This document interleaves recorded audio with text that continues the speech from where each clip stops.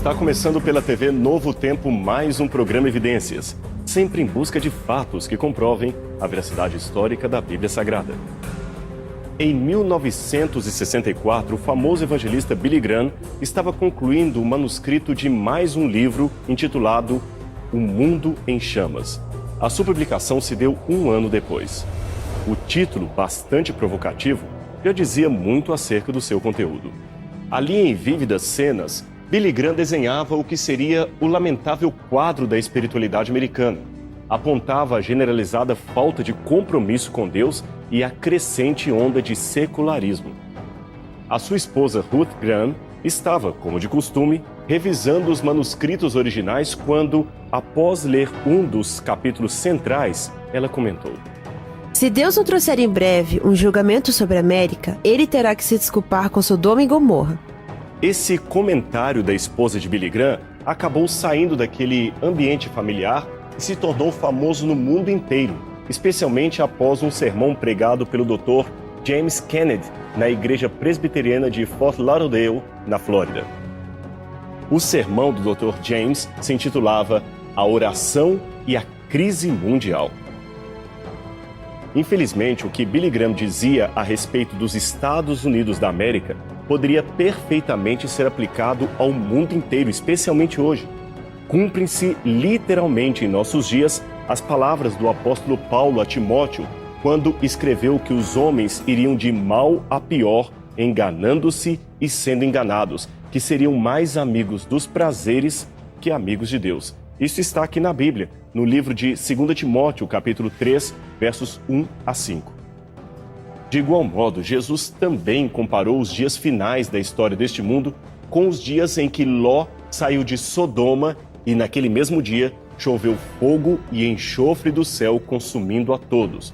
Esta segunda passagem você pode ver em Lucas, capítulo 17, versos 28 e 29. Pois bem, esta específica menção tanto de Billy Graham quanto do Novo Testamento em relação às cidades de Sodoma e Gomorra refere-se à história de duas promíscuas metrópoles da antiguidade que foram um dia visitadas pela ira de Deus. A história resumida dessas cidades está nos capítulos 18 e 19 do livro do Gênesis, no Antigo Testamento. Ali, após descrever o retorno do patriarca Abraão das terras do Egito, o relato bíblico menciona seu encontro com os habitantes de Sodoma e, de acordo com Gênesis capítulo 13, verso 13, é dito que eles eram maus e grandes pecadores contra o Senhor Deus. Porém, como podemos ver ilustrado neste manuscrito do século XIV, a impiedade de Sodoma não impediu uma coexistência pacífica entre os cidadãos locais e Ló, o sobrinho de Abraão, que decidiu viver ali juntamente com sua família. Mas isto até o dia em que dois anjos de Deus desceram àquele lugar para revelar que a ira divina estava prestes a cair sobre aquela província. O que se segue então é um relato bem interessante.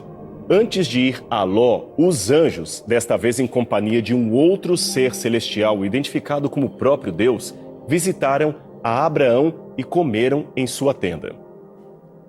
Eles estavam, evidentemente, numa forma humana, como se fossem três forasteiros, três viajantes. O principal deles permite que os outros desçam à cidade, enquanto ele mesmo fica para trás e revela ao patriarca Abraão que a grande cidade do vale estava para ser destruída. A justificativa, conforme as próprias palavras do texto bíblico, era que o clamor de Sodoma e Gomorra se multiplicou demasiadamente e o seu pecado se agravou de maneira extraordinária. Gênesis capítulo 18, verso 20. Abraão, então, intercede consecutivas vezes pelo povo sodomita, e Deus, ao final, lhe responde que se houvesse em Sodoma 10 pessoas justas, isto mesmo, pelo menos 10, a cidade não seria destruída. O raciocínio é simples. Não havia ali nem 10 pessoas que justificassem a não destruição da cidade. O relato bíblico, então, continua dizendo que naquele mesmo dia, os dois anjos que visitaram Abraão desceram em direção à cidade de Sodoma. Ao avistar os forasteiros, Ló teme por sua segurança e à noite lhes implora para que se hospedem em sua casa, pois já era tarde. Os anjos, com certa relutância, terminaram aceitando o insistente convite. Mas os outros homens da cidade cercaram a casa de Ló para terem relações sexuais forçadas com seus 2 hóspedes. Ló, então, sai na defesa dos anjos, chegando ao ponto de oferecer as suas próprias filhas na troca da liberdade daqueles homens. Os anjos, então, usando poderes sobre-humanos, ferem de cegueira os baderneiros da cidade e iniciam uma retirada muito apressada do patriarca e de sua família para fora dos limites da metrópole. Além da pressa em saírem levando o mínimo possível, foram-lhes dadas ordens expressas de jamais olharem para trás. Tão logo a família de Ló atingem a vila de Zoar, nas proximidades de Sodoma, a destruição anunciada começa a acontecer. Fortes raios de Deus começaram a cair do céu numa chuva que misturava fogo e enxofre. A destruição era terrível. De uma só vez foram consumidas as cidades de Sodoma e Gomorra. Animais, plantas, casas, população, nada ficou para trás. Tudo foi exterminado. A mulher de Ló, contrariando a advertência dos anjos de Deus, olhou para trás no afã de se condoer pelas coisas que havia perdido. Então, imediatamente, se transformou numa estátua de sal. Convenhamos, uma história estranha, não é mesmo? Várias perguntas palmilham a mente dos que leem este relato da Bíblia. Além da indagação óbvia quanto à procedência histórica desse relato, pergunta-se pelo significado de alguns elementos estranhos ou, no mínimo, curiosos que recheiam o relato. A começar pelo comportamento bem incomum de Ló em abrigar forasteiros em sua casa e oferecer suas filhas em troca da vida de estranhos. Podemos então começar dizendo o seguinte: por mais que achemos estranhas certas práticas mencionadas na Bíblia, ainda que sejam em nome de Deus, é importante estabelecer uma coisa: a Bíblia Sagrada não endossa tudo aquilo que descreve. Esta é uma razão para acreditarmos em sua historicidade. E sabe por quê? Ora, veja, o autor bíblico não omitiu nem aquilo que pudesse trazer estranheza para os leitores do livro sagrado. Em outras palavras, ele foi fiel em descrever o relato como este de fato aconteceu, e não como uma ideologia pudesse propor que seria. Não houve floreios, eufemismos, a história foi, enfim, contada como deveria, e ponto final.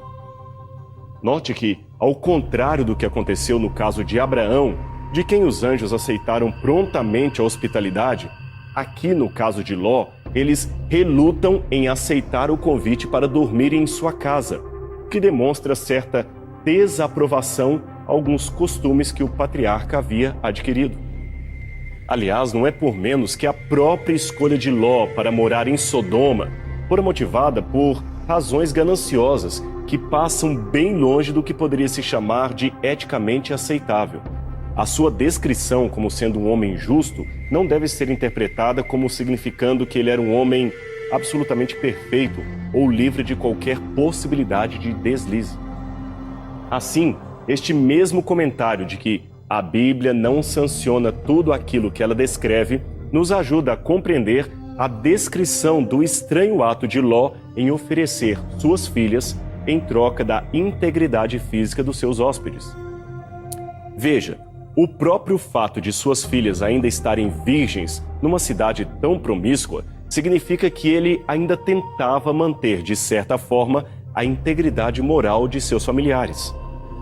Além disso, a preocupação oriental em proteger as mulheres virgens da família pode ser vista, por exemplo, no caso dos filhos de Jacó, que iniciaram uma sangrenta matança na vila dos Siquemitas apenas para vingar a sua irmã, que havia sido violentada pelo filho do líder local.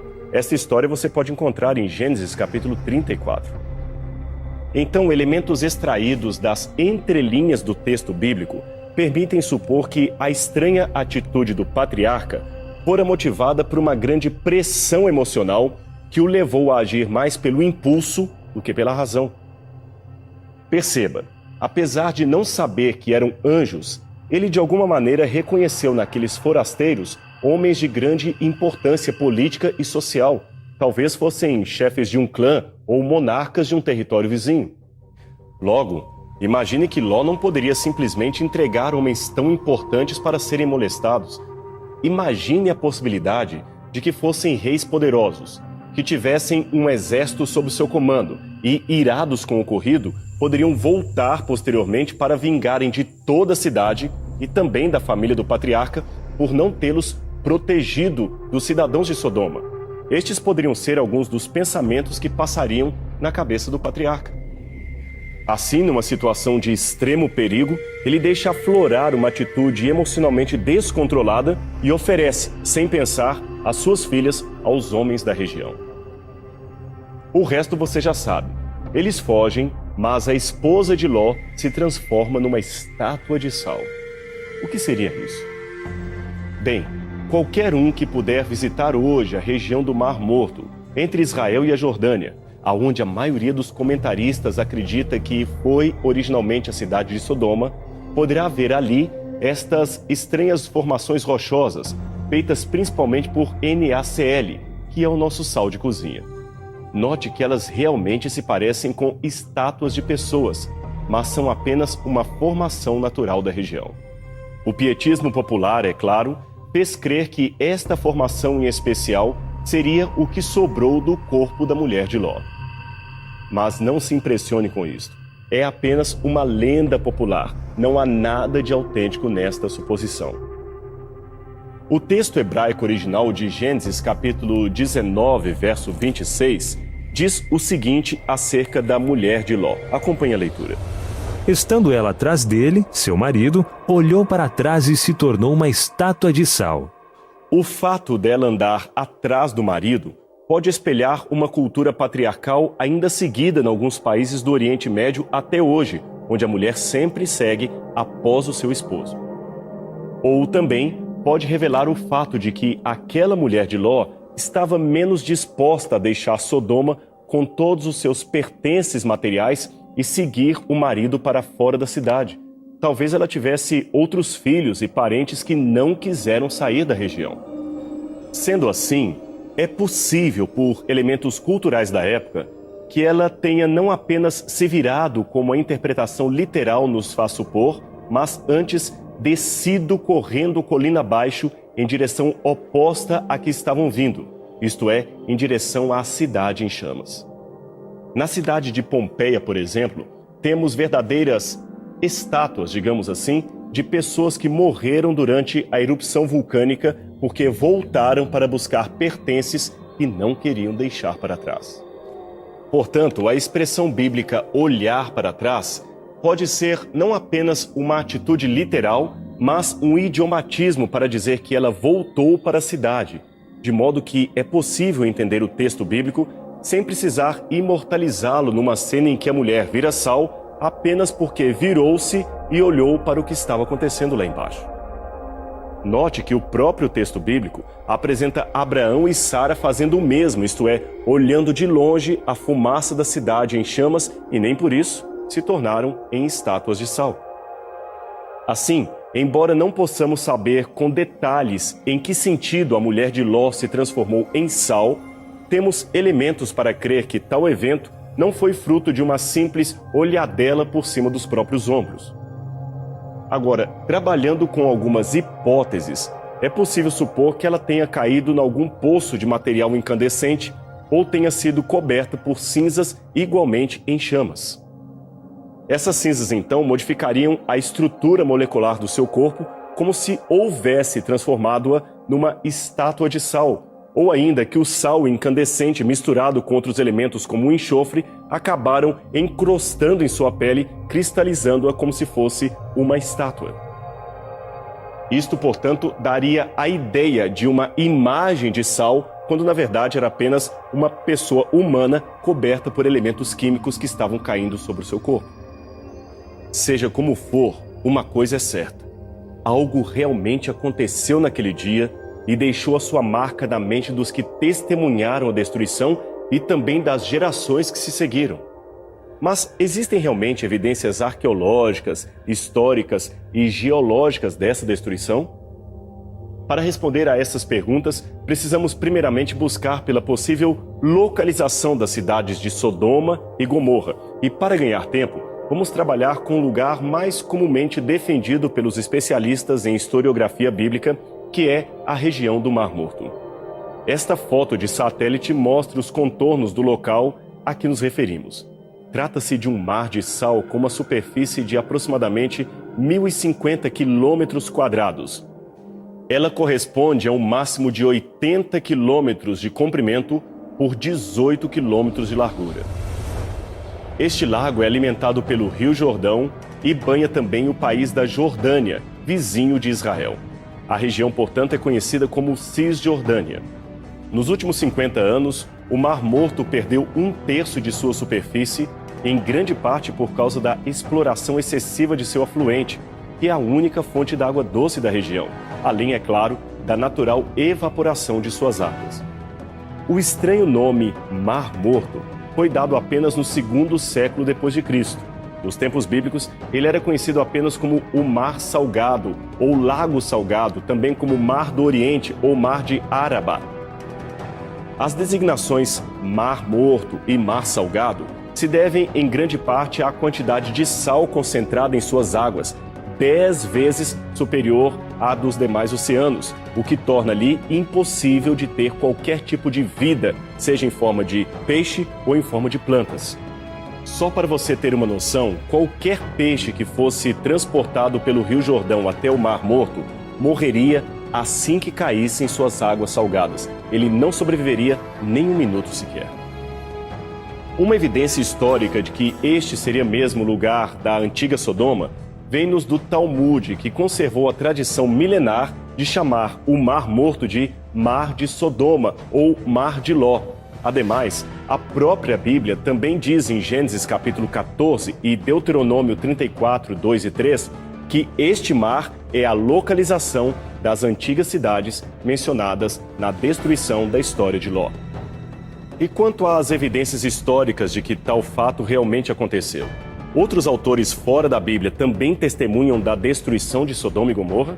O famoso geógrafo grego Estrabo, ou Estrabão, que viveu na segunda metade do 1º século a.C., escreveu inúmeros tratados descritivos de geografia conforme os conhecimentos precisos de sua época. Ele então mencionou conhecer uma tradição preservada pelos moradores da cercania do Mar Morto, segundo a qual existiu ali uma cidade chamada Sodoma que fora destruída.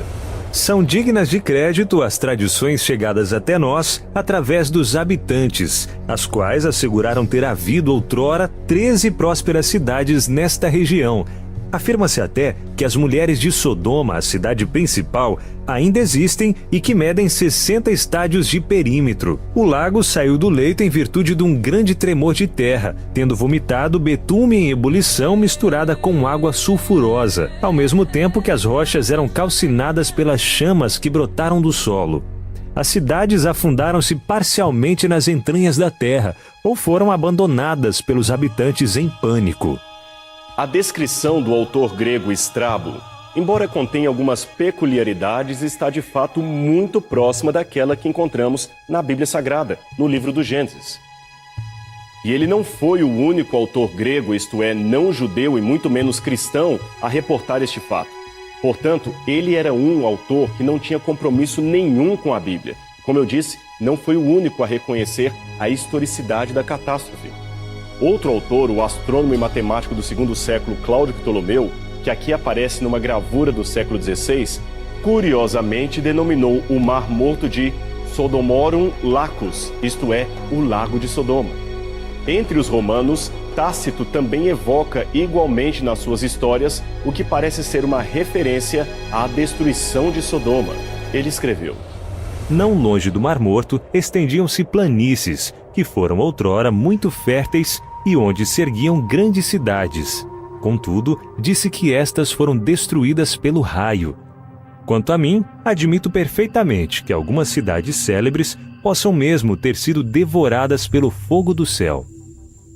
Fora dos autores greco-romanos, o historiador Flávio Josefo, que era sim judeu de nascimento, mas romano por cidadania, também mencionou no 1º século a existência de uma tradição, crida por ele mesmo como sendo verdadeira, de que o Mar Morto era justamente apelidado Lago de Asfalto por ter se formado em resultado da devastação ocorrida em Sodoma e Gomorra. Até mesmo o Alcorão, o livro sagrado dos muçulmanos, alude à destruição de Sodoma e Gomorra, chamando-as de cidades nefastas. O relato, portanto, do ponto de vista historiográfico, possui testemunhos suficientes para caracterizá-lo como um fato realmente ocorrido e preservado na memória popular de várias pessoas de diferentes localidades. Do ponto de vista linguístico, existe ainda uma evidência que, embora controversa do ponto de vista político, merece ser mencionada. Em 1964, um grupo de arqueólogos, sob a coordenação do professor Paolo Matti, iniciaram uma série de escavações arqueológicas na Síria, mais propriamente neste sítio que você vê em seu vídeo. O local, que hoje se chama Tel Mardik, revelou ser a localização da antiga cidade de Ebla, que floresceu no 3º milênio a.C.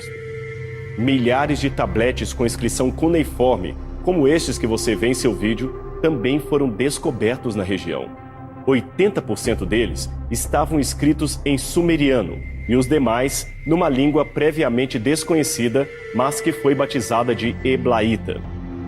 Giovanni Pettinato, que era o paleógrafo-chefe da expedição, encontrou num dos tabletes o nome de algumas cidades que tinham relação comercial com Ebla, e, na sua opinião, ali apareceriam algumas cidades mencionadas em Gênesis capítulo 14.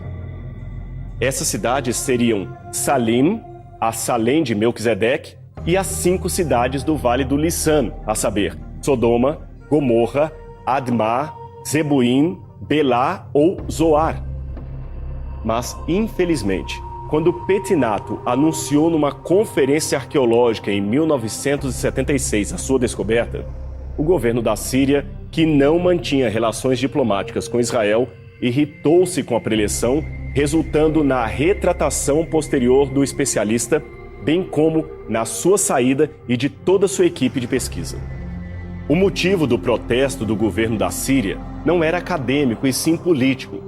É que tal descoberta apoiava a historicidade do Gênesis e, com ela, a ideia de que os judeus, de fato, seriam um povo muito antigo e teriam direito a certas porções do mundo árabe que hoje estão habitadas por povos islâmicos.